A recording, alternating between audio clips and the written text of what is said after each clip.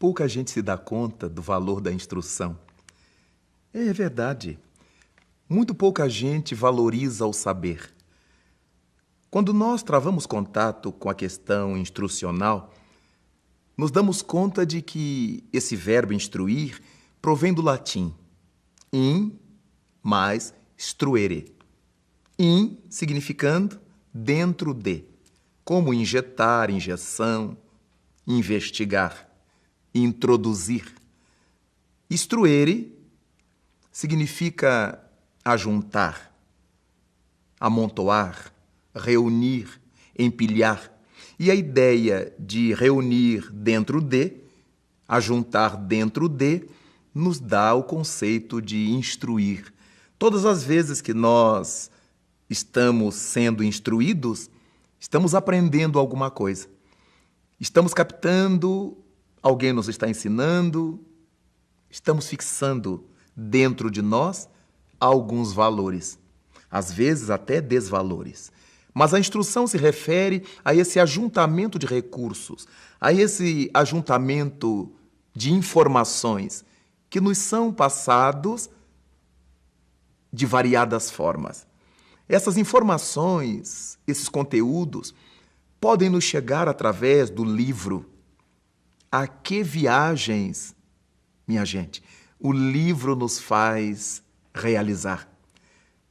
Muitas vezes, jamais saímos do nosso país ou mesmo de nossa cidade para ir a outro lugar, mas através do livro travamos contato com a cultura desse lugar, com a geografia, com a história, com o meio ambiente, com a política desse lugar. E acabamos por conhecê-lo de tal modo bem que o livro se nos tornou um mestre silencioso. Como faz falta um livro bom, um livro capaz de nos instruir, de nos fazer viajar, conhecer, melhorar a nossa escrita. Sim, é verdade, toda pessoa que se acostuma a fazer boas leituras fala melhor, escreve melhor, de melhor modo se comunica. E aí o valor de um livro é incalculável. Na medida em que temos visto passar o tempo, também temos visto se esvaziarem as bibliotecas, quando seria importante que as bibliotecas vivessem sempre abarrotadas de gente que vai ler, de gente que vai buscar emprestado para ler em casa, de gente que vai consultar revistas, jornais, de pessoas interessadas na instrução.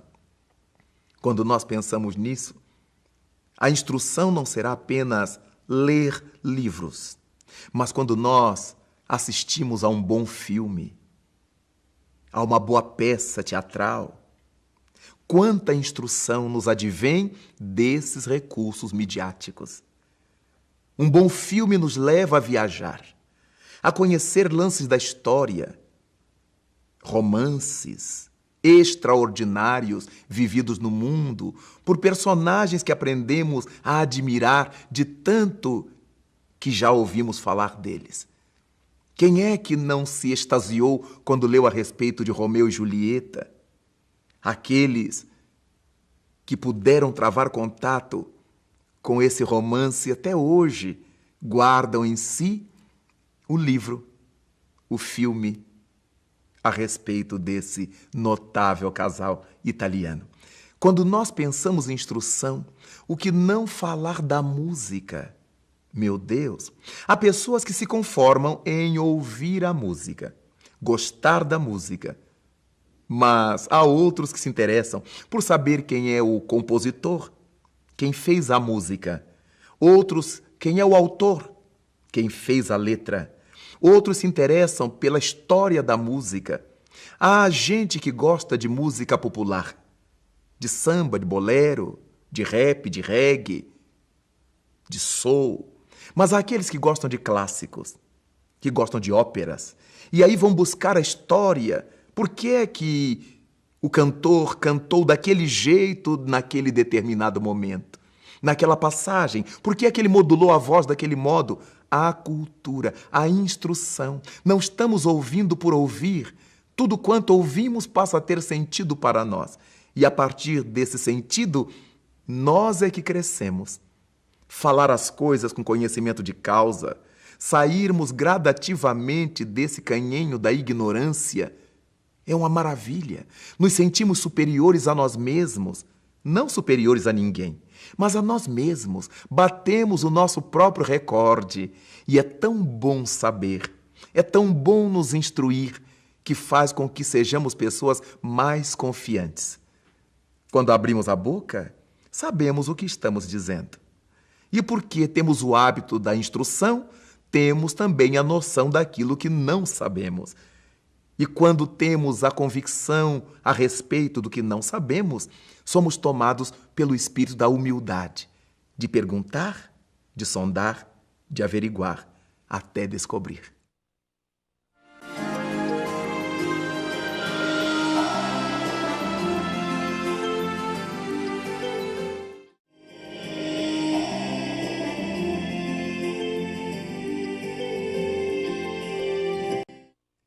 Quando falamos da questão instrucional, ao lado de todas essas coisas, da música, clássica ou popular, lírica, como quisermos, do cinema, do teatro, do livro, não podemos esquecer das artes plásticas. Quando visitamos um museu, será que nos comportamos como um jumento diante de um palácio de cristal, olhando aquele monumento, aquelas pinturas, aquela junção de cores? Ou conseguimos identificar qual é a escola? É romancista? É cubista? É barroca? É clássica?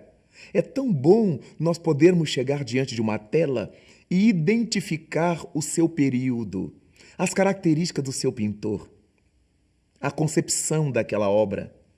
Então a obra passa a ter sentido para nós. Porque uma pintura é um discurso que o pintor fez. É um diálogo que o pintor deseja travar com alguém. Do mesmo modo a música. Daí então, quando olharmos um quadro, quando virmos uma escultura, esse caráter instrucional que estamos buscando desenvolver vai nos dizer coisas maravilhosas a respeito do que até então desconhecíamos. Mas ao falarmos na necessidade da instrução, na importância de saber, vale a pena imaginar a nossa ciência, a ciência hoje, com toda essa maravilha que nos extasia, a tecnologia que se vale da ciência, que nasce no berço da ciência, para facilitar a nossa vida. Os milhares e milhares de indivíduos que usam diariamente o telefone celular, mas que nunca ouviram falar de quem foi o inventor do telefone. Nunca ouviram falar de Graham Bell. A partir do momento em que nós nos interessarmos por saber quem foi que inventou esse aparelho tão fantástico, que nos permite falar com o indivíduo do outro lado do mundo, falar a grandes distâncias. Por isso ele é chamado de telefone. Tele quer dizer à distância. Visão à distância, televisão. Audição à distância, fala à distância, é telefonia. Fonia, de fonos, de fala. Então nós vamos vendo a instrução. Já sabemos o significado das palavras. Agora identificamos a grandeza da tecnologia. Como é importante podermos assistir a um jogo de uma Copa do Mundo, de uma Olimpíada, que está se dando em qualquer parte do mundo em tempo real. Já pensamos a respeito disso alguma vez? Mas quando nos damos conta dessa verdade, que nós poderemos alcançar nos instruindo, não podemos esquecer que os nobres guias da humanidade um dia nos propuseram a necessidade de amar e de nos instruir. Amai-vos e instruí-vos. O amor é Deus. Fora do amor não conseguimos nada. E a instrução é que nos permitirá gradativamente compreender as leis de Deus. As leis de Deus que estão em nós registradas, em nossa mente, em nosso psiquismo profundo, e as leis de Deus que estão nas coisas. Quando olhamos a planta que cresce, o animal que nasce, o movimento do dia, da noite, os arrebóis, os entardeceres. Quando vemos os amanheceres notáveis, as auroras, e podermos compreender por que é que essas coisas se dão, em razão do movimento do sol, da terra, dos astros. Quando ouvimos falar em auroras boreais, quando ouvimos falar em cometas e meteoritos, tudo isso é engrandecimento da nossa vida, é cultura. O Evangelho de Cristo é um manancial de bênçãos nos induzindo ao crescimento. Jesus Cristo um dia disse aos seus discípulos, querendo se dirigir à humanidade inteira: brilhe a vossa luz. Fazer brilhar a nossa luz é desenvolver nossos próprios valores, é desenvolver nossas condições de compreensão, de entendimento, saber olhar para as coisas e ler a vontade de Deus nelas explicitada. Entender a vontade de Deus é olhar a flor e entender a magia das cores, olhar seus pistilos, suas pétalas e verificar o recado que Deus quer nos dar através do jardim. É graças a esse poder de aprender, de nos instruir, que vamos gradativamente saindo do território da ignorância e mergulhando nesse oceano imenso do saber. Mas um saber que não pode se fechar na nossa mente, não pode se tornar uma riqueza cerebral apenas. E ao invés de nos tornarmos sabedores, conhecedores, será importante nos façamos pessoas sábias. Todo sábio é aquele indivíduo que sabe aplicar em seu próprio proveito e em proveito da vida todos os conhecimentos que porta, todos os conhecimentos que tem. É através da instrução, de ajuntar por dentro de nós tanto saber, que nos candidatamos a nos tornar sábios, vivendo o amor de Deus na relação com o próximo.